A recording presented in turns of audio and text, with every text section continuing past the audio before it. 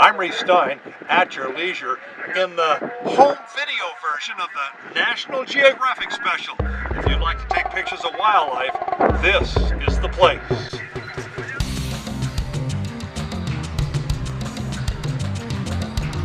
Pinch me, are we really here? From early childhood, we hear stories of the animals in Africa: lions, elephants, giraffes. Now the stories are reality. This is the Masai Mara National Reserve in southwest Kenya. This was a bucket list item for me since, oh gosh, I don't know, 20 years old maybe, and I'm now approaching far beyond that. So it's been a long time dreaming. It's the northern extension of the Serengeti Plain and offers maybe the greatest wildlife viewing experience in the world.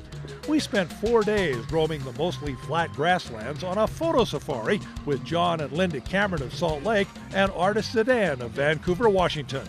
I remember when I saw the elephants yesterday, I just went, amazing. Our flight into the Mara takes us over one of the world's most impressive geologic formations, the Great Rift Valley. Here, two separating African plates are ripping the continent apart. The single-engine plane drops us at a dirt strip in the middle of seemingly nowhere, where we're picked up by our guide in a sturdy, comfortable 8-passenger safari truck with a pop-up roof, perfect for critter viewing. Our host is Solomon, a Maasai warrior who dresses the part and carries a spear to keep the tourists in line. Just on the drive to our lodge, we're treated to a menagerie of Africa's finest, a lion soaked by a sudden shower, our first ever cheetah in 3 trips to Africa, munching on a late afternoon snack right by the road. Lots of families, here a mother and child. My personal favorite, the caped buffalo, one of Africa's big 5. A proliferation of stripes. And the ultimate in Africa cute, the prince of beasts frolicking in the evening sun. All this before our tour even really begins. The camp in the hills on the edge of the Mara is more than comfortable. Our room is a large tent with queen-size bed and full ensuite bath, even an outside deck. All our meals are prepared in a central dining area with a patio and pool, perfect for washing off the dust of the safari. But of course, it's away from camp on the daily game drives that we experience the wonders of Kenya and the Masai Mara. The Mara is a 600 square mile tabletop grassland famous for the annual migration of millions of wildebeest, zebra, and gazelles.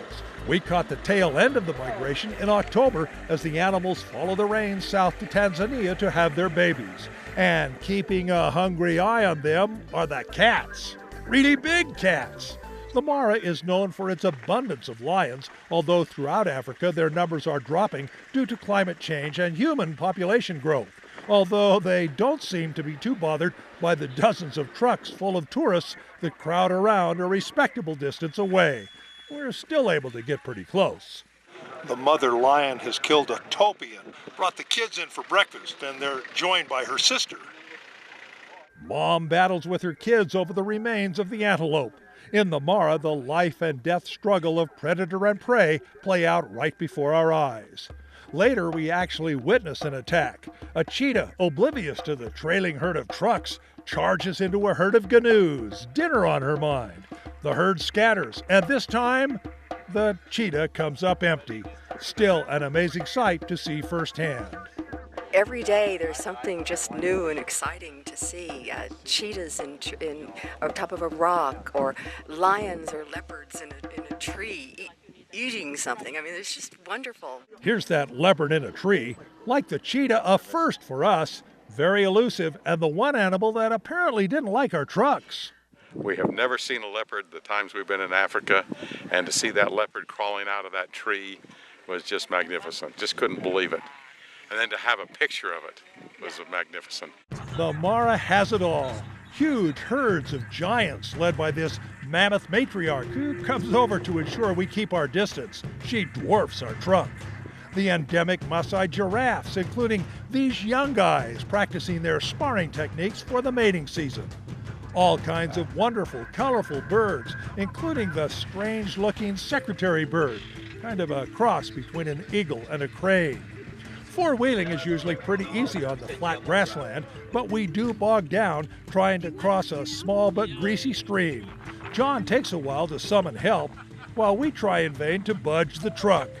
Our first rescuer also fails. More and more trucks come to our aid. We are now officially more interesting than the elephants.